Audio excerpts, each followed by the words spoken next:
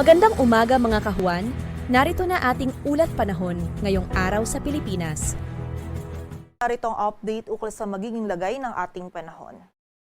Wala na tayong minomonitor na bagyo or low pressure area sa loob at labas ng ating area of responsibility, ngunit makakaranas pa rin ng mga pagulan ng buong bahagi ng Mindanao at Eastern Visayas. Dulot po ito ng Intertropical Convergence Zone or ITCZ. Samantala, hindi rin nakakaapekto yung southwest monsoon o habagat sa anumang bahagi ng ating bansa at easterlies po yung umiiral dito sa malaking bahagi ng Luzon, maging sa ilang areas pa ng Visayas. And magdudulot din po itong easterlies ngayong araw ng maulap na kalangitan at mataas na tsansa ng mga pag-ulan dito sa bahagi ng extreme northern Luzon. At para nga sa maging lagay ng panahon ngayong araw ng Sabado, magiging maulap yung kalangitan at mataas din yung tsansa ng mga pag-ulan, paggilat at pagkulog dito sa bahagi ng Batanes at Cagayan, dulot ito ng easterlies. Samantala, dito naman sa nalalabing bahagi ng Luzon kasama na dyan ng Metro Manila, ay magiging bahagyang maulap hanggang sa maulap yung ating kalangitan.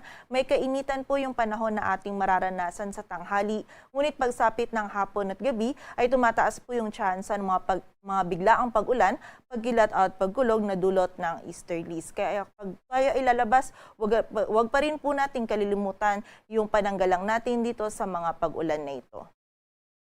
Agwat ang temperatura sa Metro Manila ay mula 26 to 33 degrees Celsius.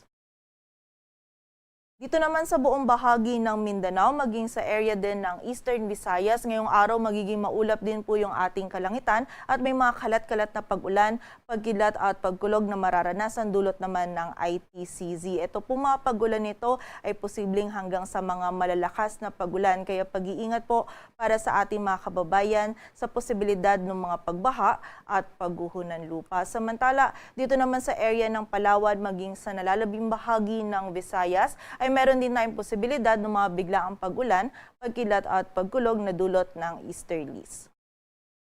Agwat ang temperatura sa Cebu ay mula 25 to 32 degrees Celsius, samantala sa Davao naman ay 24 to 32 degrees Celsius. At dahil sa mga pagulan na dulot ng ITCZ, ngayong araw posible po tayo makaranas ng 50 to 100 millimeters of rainfall for a 24-hour duration dito sa bahagi ng Surigao del Sur, Davao Oriental, Davao Occidental at Sarangani. Kaya muli po, doble ingat para sa ating mga kababayan, lalong-lalo na dun sa mga kababayan natin na nakatira malapit sa bulubunduking lugar, maging sa ilog at sapa. And makipag-ugnayan din po tayo sa ating mga LGU para sa aksyon na kailangan nating gawin para sa ating kaligtasan. Para naman sa lagay ng dagat baybayin ng ating bansa, wala po tayong nakataas na gale warning, ngunit iba yung pag-iingat pa rin sa mga kababayan natin na maglalayag dito sa extreme northern Luzon sapagkat magiging katamtaman hanggang sa maalon pa rin po yung lagay ng ating karagatan.